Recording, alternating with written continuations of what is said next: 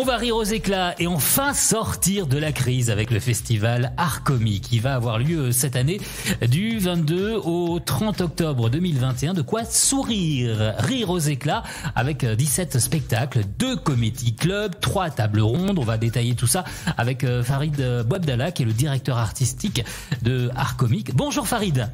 Bonjour Loïc. Alors, ça y est, cette année, c'est enfin la bonne, hein? Oui, enfin, au mois d'octobre sera la bonne. Oui, c'est vrai qu'on avait décalé, le festival est prévu d'habitude en février. Il était décalé en avril. Et là, enfin, il aura lieu du 22 au 30 octobre 2021 et on est super heureux. Et alors, en plus, ça tombe bien parce que c'est une période de vacances pour les Stéphanois, les Ligériens, donc plus de facilité pour sortir.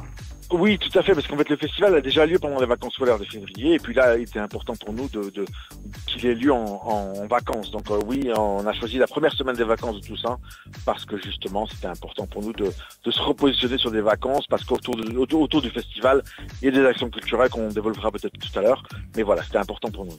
Alors on a l'impression que chaque année, à chaque fois qu'il y a le festival, c'est toujours un renouveau, parce que là, pour cette année, vous vous êtes entouré de monde, et surtout de nouveaux lieux, avec des événements un petit peu partout. On va en parler, on va les citer. On commence par quoi? On va peut-être commencer par le Novotel.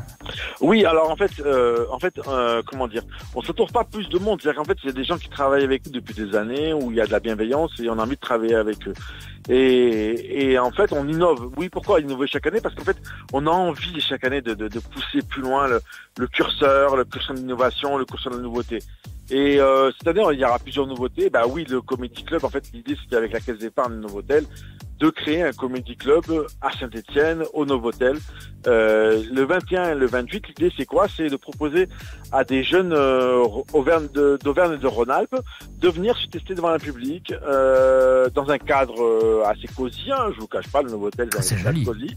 Voilà, et de se confronter à un public. Et l'idée c'est de désacraliser les lieux, et l'idée c'est de proposer à des jeunes qui ont envie de se présenter. Donc il y en aura 6 par soir, le 21 et le 28 octobre, à se confronter à un public, et le public paiera justement juste 5 € pour pouvoir, entre guillemets, voir un spectacle et consommer, parce qu'il y aura une consommation gratuite, voilà, un soft, voilà, donc ça peut être sympa. C'est bien. L'idée c'est de démocratiser le lieu, de faire des animations le soir aussi, en dehors du festival qui existe déjà sur les grandes salles. Et puis là, pour le coup, c'est une rampe de lancement pour ces jeunes artistes.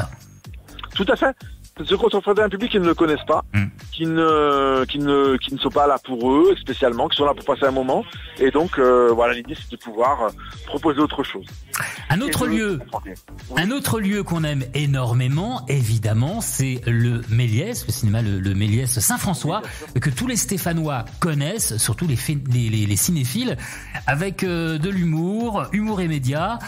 Tu vas m'en parler justement du programme, de ces programmes au Méliès Saint-François. Alors, vous savez, en fait, le festival a été repoussé à plusieurs reprises, mais nous on s'est mis à réfléchir, on s'est dit il faut qu'on travaille ensemble. C'est-à-dire qu'en fait, on a tous eu des soucis avec la crise, notamment les libraires, le cinéma. On a tous été touchés, les spectacles vivants, et on s'est dit il faut qu'on essaie de tous ensemble, quand on peut retravailler ensemble, redynamiser. Et on s'est dit pourquoi pas faire quelque chose au Méliès. Donc j'ai proposé à Thomas Croisière de faire une création. Thomas Croisière, c'est le chroniqueur cinéma de France Inter, et il va faire une création autour du cinéma, d'expliquer des anecdotes de cinéma, notamment autour de Louis de Funès, de Aldo Manchon. Et donc ça, ce sera le 22 octobre au cinéma Le Méliès Saint-François. Mais aussi, on a décidé aussi de proposer des tables rondes au Méliès Café à Jean Jaurès, autour des débats en fait sur des problématiques, l'humour et les médias notamment, comme vous disiez tout à l'heure. Quelle relation? Est-ce que c'est une relation d'humour? Est-ce que c'est une relation d'amour? Voilà, donc à ce moment-là, on aura la directrice des programmes culturels de France Télé qui sera là, de Télérama, pour discuter justement sur ces nouveaux enjeux, puisque on s'est rendu compte que notamment les fameux podcasts qu'on a vus sur les réseaux sociaux, des humoristes, etc., qui ont pris de l'ampleur pendant le Covid. Oui, sur YouTube notamment, voilà. les youtubeurs. Tout à fait. Et aujourd'hui, donc, c'est une place prépondérante dans l'espace public. Et c'est de discuter justement de ça. Est-ce que c'est du éphémère? Est-ce que on est sur du long terme? Donc voilà. Et l'idée, c'est de discuter avec des producteurs de télé, mais pas que. C'est-à-dire, il y aura des humoristes. Il y aura Eric et Quentin qui seront là le samedi matin, le 23, pour discuter avec les spectateurs, les citoyens, de discuter de ces problématiques-là. Parce que le festival, c'est pas que de la diffusion, c'est pas que du spectacle. Un festival, quand on décide de faire un festival, il faut qu'il y ait des choses autour. Et nous, on est en train de le créer. On va en parler justement du festival avec le programme, les spectacles, les artistes. Avant d'y venir à ce programme, on termine peut-être. Alors, il y a aussi la librairie Forum et puis le restaurant dit Voglia. Voglia, tout à fait. Oui. Les libraires ont été impactés par le Covid et on s'est dit on est ensemble en fait. Et donc je me suis dit voilà, je sais que Pablo sortait un livre, Pablo Mira sortait un livre sous peu. Pascal Fioretto qui a fait un pastis du concours, qui est stéphanois. C'est important aussi de le rappeler que Pascal Fioretto, c'est celui qui écrit des chroniques pour Laurent Gérard, c'est celui qui écrit pour Fluide Glacial, qui est stéphanois. Et je me suis dit, il faut qu'on mette en valeur ces gens-là. Et donc alors, j'ai contacté la librairie Forum et je leur ai dit, voilà, est-ce que ça vous dirait de faire des dédicaces de Pascal Fioretto le 23 octobre à Forum à 15h? Ils m'ont dit OK. Et Pablo Mira qui vient de sortir un bouquin sur justement les questionnements de savez-vous pourquoi vous faites cela? Il sera en signature le 30 octobre à 15h à Saint-Etienne et à Librairie Forum. Et voilà, donc Pablo, je l'ai appelé, je lui ai dit est-ce que ça te dit? Il m'a dit OK. Voilà, c'est d'en faire. Il y a des gens qui ont envie de travailler avec nous. Il y a une bienveillance autour de ce festival et aussi il y a une dynamique qui se crée autour. Et il ne faut pas oublier qu'on est tous ensemble dans cette crise et il est important de travailler ensemble, voilà, tout simplement. Alors, rentrons aussi dans le cœur de ce festival, le programme. Alors, bien sûr, Farid, on pourrait passer 1 heure à parler de chaque artiste, de chaque soirée.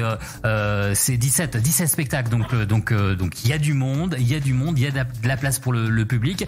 On invite le public à se connecter sur le site internet, sur artcomic.com, artcomic avec un K à la fin, pour connaître tout le programme. Le site internet est vraiment bien fait. Il y a des petites vidéos, il y a le programme. C'est gentil pour lui, c'est gentil pour Get Ball Design. on peut le dire. D'ailleurs, qui est un enfant de l'école de design de Saint-Etienne. C'est important de le rappeler. C'est-à-dire que nous, en fait, on travaille beaucoup avec les Stéphanois. Comme je rappelle, le président du jury d'auteur, c'est Jean Bel, Jacqueline associante du jury tremplin scène, pardon. Et donc tout ça, c'est important. C'est-à-dire que travailler avec la force de Saint-Etienne, c'est ça. Et nous, moi, je suis un enfant de Firminy. Mes parents sont arrivés en 45, et c'est hyper important de rappeler d'où on est. Alors justement, on se connecte sur artcomic.com pour connaître tout le programme. Mais toi là, par exemple, puisqu'il nous reste quand même quelques minutes pour terminer, on va parler de tes coups de cœur. Allez, dis-moi un petit peu dans le programme. Qu'est-ce que tu voudrais mettre en avant là dans les 17 spectacles? Alors moi, il y a un coup de cœur, du moins il y a 3 coups de cœur. Voilà, je ne cache pas.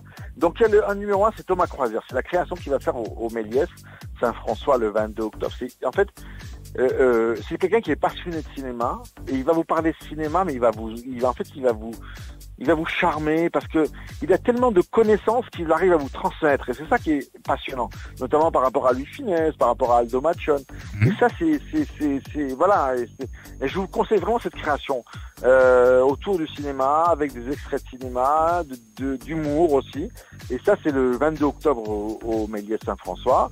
Il y a aussi le spectacle de Marie Dolores autour du tango et de l'humour. Ça, ce sera au Théâtre de l'Université le 23 octobre. Et puis, il y a aussi le spectacle de Tom Villa, de Thomas Wiesel, les Suisses, Thomas Wiesel, Charles Nouveau.